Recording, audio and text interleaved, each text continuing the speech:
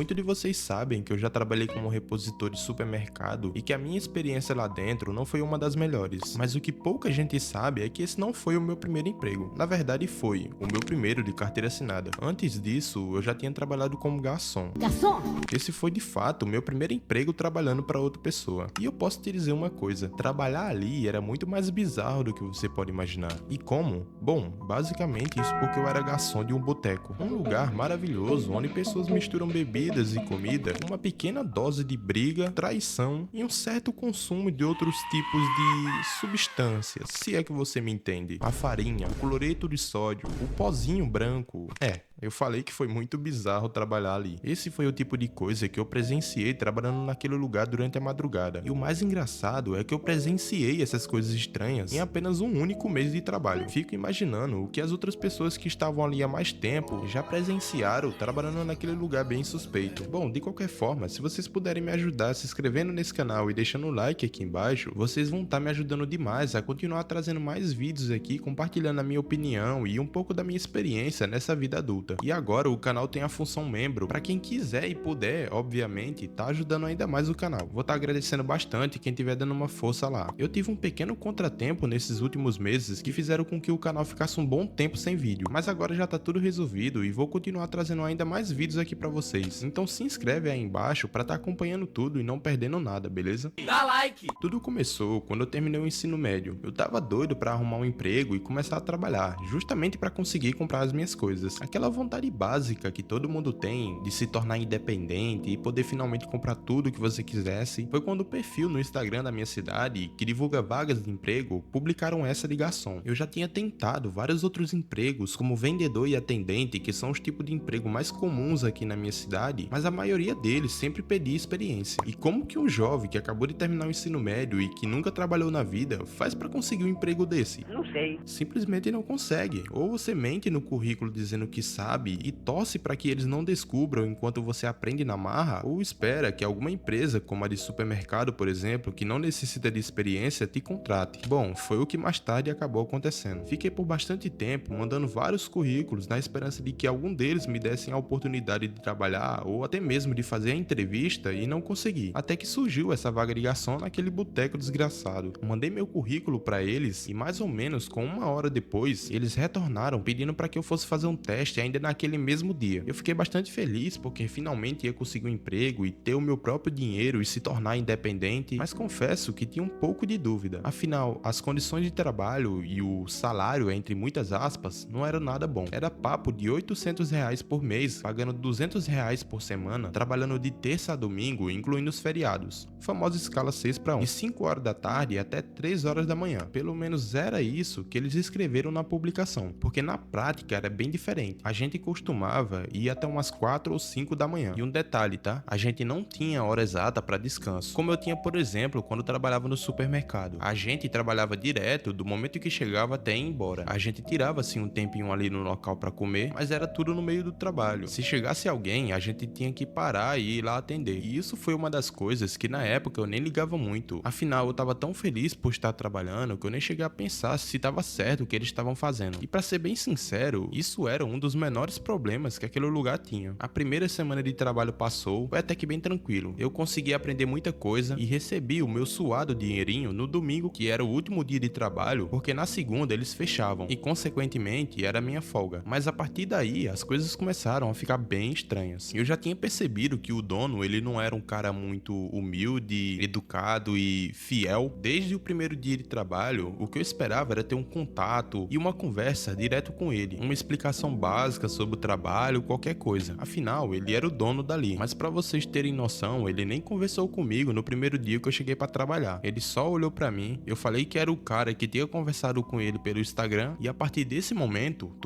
todas as instruções eram terceirizadas pelo outro funcionário que trabalhava ali há mais tempo. Até mesmo quando acontecia de eu chegar um pouco mais cedo que o outro funcionário, ele só mandava esperar, porque quando o outro chegasse, ele ia dizer o que eu tinha que fazer. E tipo, não é que eu queria trabalhar mais, ser melhor que o outro rapaz ou tivesse carente querendo a atenção dele. Lá ele. Mas é que eu acho que ele deveria ser pelo menos um pouco mais educado de conversar comigo, explicando algo sobre o trabalho, não simplesmente fingir que você não é ninguém, que é só um número ou um robô que tá ali só parado executando uma função, que é o que você acaba aprendendo mais tarde quando começa a trabalhar para outras pessoas. Só que mesmo percebendo isso, eu tentava ignorar. Afinal, eu tava ali pelo dinheiro, e enquanto ele tivesse me pagando, tava tudo certo. O tempo foi passando, continuei trabalhando tudo certinho, mas aí eu comecei a perceber algumas coisas meio estranhas, que ia acontecendo conforme a noite ia ficando mais tarde. Toda noite, o dono sempre chegava com os amigos dele e sentava em uma mesa bem longe das outras, e ficava até tarde ali bebendo com eles. E até aí, tudo bem. E nesse boteco, ele funcionava da seguinte forma: as mesas ficavam na parte de fora, na calçada, que era bem grande mesmo, e dentro do bar ele tinha 2 andares. O primeiro era onde atendia a galera que chegava, fazia os pedidos e preparava os drinks, e nessa parte trabalhava eu e o outro rapaz. E no segundo andar era a cozinha, onde preparava a comida e só tinha uma mulher que ficava lá. E o horário de trabalho dela, podemos dizer que era o mais certo que tinha ali. Ela chegava às 5 horas e ia embora às 3 ou até mesmo mais cedo, mas ela nunca passava do horário dela. O contrário da gente, que raramente saía mais cedo, e se desse o horário de ir embora e tivesse alguém lá, a gente continuava até não ter mais ninguém. E por que essa informação ela é importante? Porque simplesmente quando a cozinheira ia embora, o nosso patrãozinho lá levava suas amiguinhas lá pra cima. E um detalhe, ele era casado. E ele fazia isso com os amigos dele lá na mesa, na maior cara de pau. Não que eles não soubessem também o que estava acontecendo, mas era o tipo de coisa que eu cheguei a ver e achei bem estranho. Já não acho correto uma pessoa trair o esposo ou a esposa dele, e vendo isso acontecendo na minha frente, chegava a ser ainda mais absurdo. E o pior ainda, porque era na cozinha. Acho que já dá pra saber da onde ele tirava o molho branco. Cara, eu fiquei bastante incomodado vendo aquele tipo de coisa acontecendo, pelo óbvio, né? Atitude completamente errada, e porque também eu já conhecia a esposa dele, que de vez em quando ela ia lá pro bar. E ele também tinha uma filha bem pequena, então, cara, isso tornava as coisas ainda mais perturbadoras. E eu confesso que durante o tempo eu pensei em falar pra ela tudo o que tinha acontecido, para ela ficar sabendo e não continuar sendo enganada por ele. Mas acabou que eu não falei, e mais tarde eu vi que foi o certo a se fazer. Eu aprendi que às vezes não vale a pena se envolver em alguns problemas, principalmente quando algum deles envolve relacionamento entre duas pessoas. Em outras palavras, briga de marido e mulher, ninguém mete a colher. Eu poderia ter avisado pra ela o que o seu marido estava fazendo praticamente quase toda semana dentro daquela cozinha, mas aí o que vem depois? O que poderia acontecer de ruim pra mim tentando bancar o herói dessa história? Opção número 1, ela acredita no que eu tava dizendo, termina com ele e ele me manda jogar no Vasco. Opção número 2, ela não acredita no que eu tinha dito, falava pro marido dela e ele me manda jogar no Vasco. Opção número 3, ela já sabia o que ele fazia, mas não separava porque ele tinha dinheiro, inventava uma história pro marido dela de que eu tava tentando acabar com o relacionamento deles e ele me manda jogar no Vasco do mesmo jeito. Bom, praticamente eu acabaria me ferrando em qualquer uma dessas opções, porque afinal você não sabe como uma pessoa pode reagir depois de descobrir uma coisa dessas. Ela pode achar que você tá simplesmente mentindo por não conseguir aceitar a verdade, e eu também não teria como provar o que tem acontecido, então o mais sensato da minha parte foi de não me envolver em um problema que não era meu, e fiz o certo, porque depois disso fiquei sabendo que ela já tinha discutido várias vezes com ele sobre essa questão de traição, e nunca tinha separado, então aquela não foi a primeira e nem seria a última vez que ele fazia isso. Fora isso, outra coisa muito bizarra também tinha acontecido envolvendo o dono e os amigos dele. Vocês lembram desse outro garçom que trabalhava ali junto comigo? Ele era um moleque bem novo e, se eu não me engano, ele ainda era de menor, só que ele era muito desenrolado, e por causa disso ele acabou virando meio que um amigo do dono e dos amigos dele. E quando chegava a hora da gente ir embora, o patrão me liberava e o outro moleque ficava lá, às vezes bebendo junto com os amigos do dono ou só os dois sozinhos. E como ele era amigo dele, ele ficava sabendo de muita coisa e me contava muita coisa também. E quando foi um dia, lá por volta da meia-noite, o dono chegou lá junto com os amigos dele e sentaram em uma mesa bem longe, como de costume. Nisso foi ficando mais tarde e o local foi ficando mais vazio, até que o dono saiu da mesa com uma latinha de coca na mão, chamou aquele moleque, começou a falar alguma coisa no ouvido dele e depois entregou a latinha pra ele. A princípio, eu pensei que ele só tava pedindo pro moleque guardar e tinha passado alguma instrução no ouvido dele por causa do som alto. Mas aí quando aquele moleque volta, ele vai até a mesa do patrão e dos amigos dele, volta, senta do meu lado e fala: os caras tão cheirando loló.